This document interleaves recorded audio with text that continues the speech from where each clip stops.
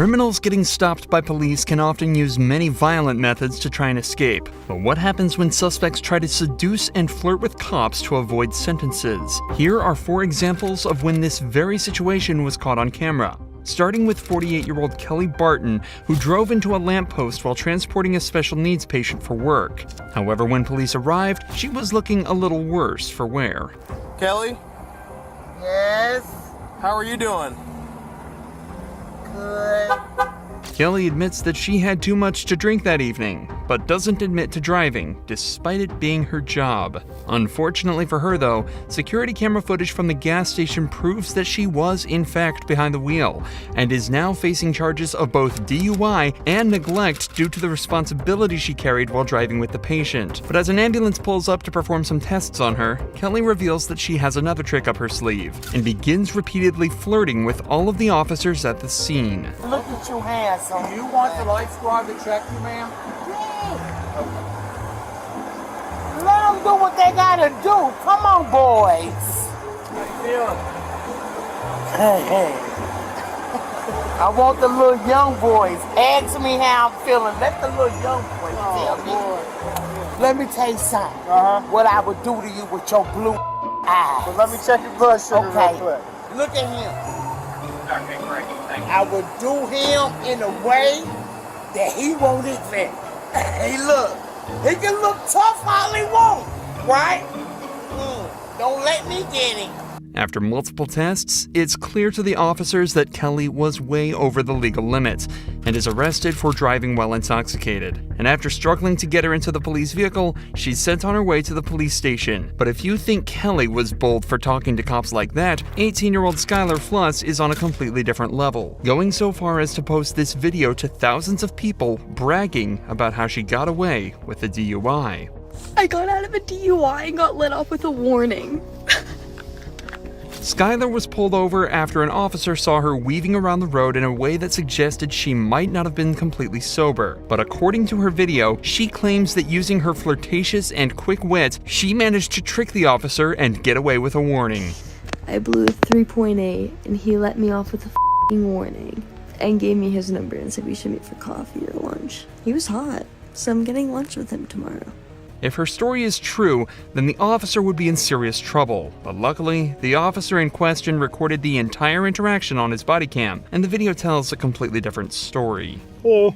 Hi. My name's Deputy Stallman, the Jefferson County Sheriff's Office. I pulled you over because you were weaving a little bit back there. Where are you coming from? I was coming from my friend's house. I actually just got dumped.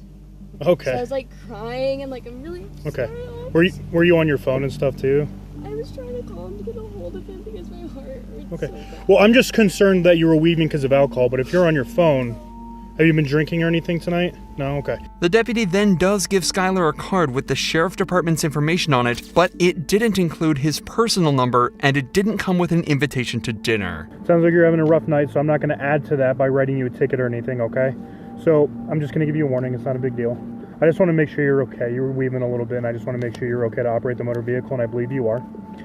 So my information's right here on the front. The reason I stopped you here is on the back. Wherever you're headed, get there safely, and I'm sorry you're having a bad night. Yeah, I'm just right down the street. I'm Okay. sorry.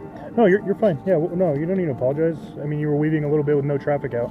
I just want to make sure you're okay, that's all. Skylar's video doesn't just contain disgusting footage of her laughing and bragging about exploiting this officer's kindness, but also states that she blew a 3.8 on the breathalyzer, ignoring that she wasn't even tested in the first place. The legal limit is only around 0.8 and already makes driving dangerous. But a reading of 3.8 would imply Skylar was not only blackout drunk, but close to death, as at a level of 4.0, respiratory failure is likely. But this doesn't mean Skylar was lying about being drunk underage. Videos were later discovered of her chugging tequila from the bottle and acting drunk at a party just hours before she was caught driving. After she was confronted with this, Skylar confessed and admitted to everything. I ended up getting a little too intoxicated. I was taking shots all night and I decided to make the dumb decision to get into my car and drive. She also admitted that the officer never asked her out. That was just a lie for social media attention. Regardless of her confession though, no further action was taken against her or the officer who failed to test her. But the same can't be said for Lydia Badillo. She was caught trying to transport 2 illegal immigrants over the Mexican border, and as soon as everything started to fall apart, she decided to try seducing the officer. Just wait for me right here, okay? You don't have looking anything? at your eyes. Sorry, sir. What? I'm looking at your eyes. Why? Because you look pretty handsome. As soon as the officer realizes something might be up with the IDs, Lydia starts to smile and stare directly at his eyes before telling him how handsome he is. Obviously, this is just a trick to try and get out of the position she's put herself in. A trick that isn't going to work on this officer. Estos documentos por un montón de tiempo. ¿Por un año? Ok. Pues son falsos, ok. Y tener documentos en estados de Texas es un delito. Las ID, a esta te sale a un señor, a tuya. A esta no me sale nada. Ok, so estas identificaciones son falsas.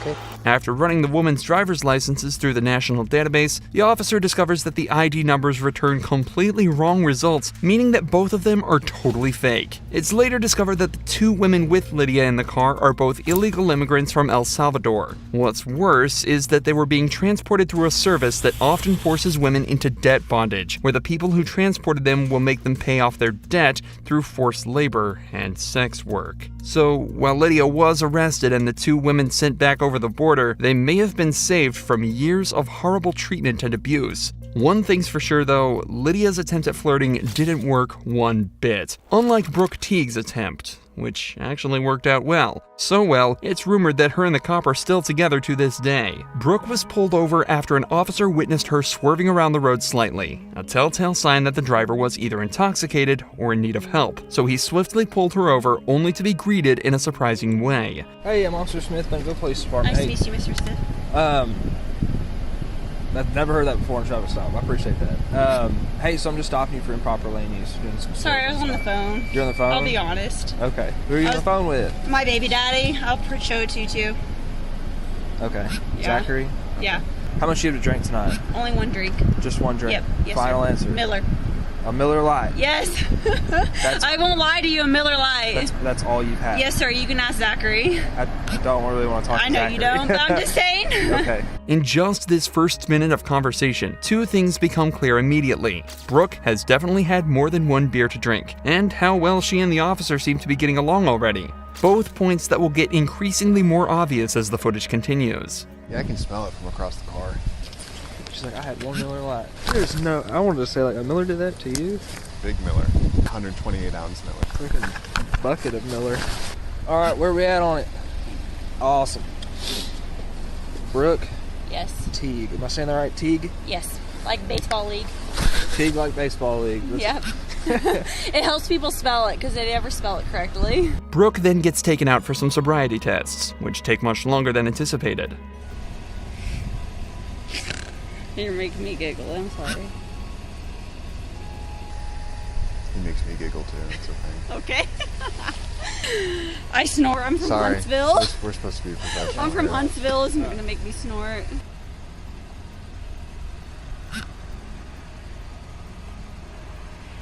All right, stop laughing because you're making me laugh. I'm not. All right? Seriously. I'm giggling. I'm All right, sorry. this is a serious deal. All right. Okay. You're smiling. I can't help it. All right, stop. Okay. I'm sorry.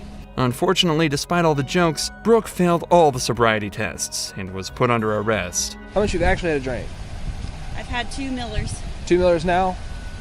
That's it? Yes, sir. You can call Mitchell, the manager. Okay. Well, hey, go ahead and put your hands on your back for me, okay? Yeah. After a search of her car, which turned up nothing but a loose car seat, she was driven back to the police station where the sparks continued to fly. I'm with you. Let's go over here. Oh my god, is there a dog? There is a dog. Where? He's over there. Over here. His name is Kolyak. Kalia? That's my dog. Is that your dog? What's his name? His name is Coach. Coach?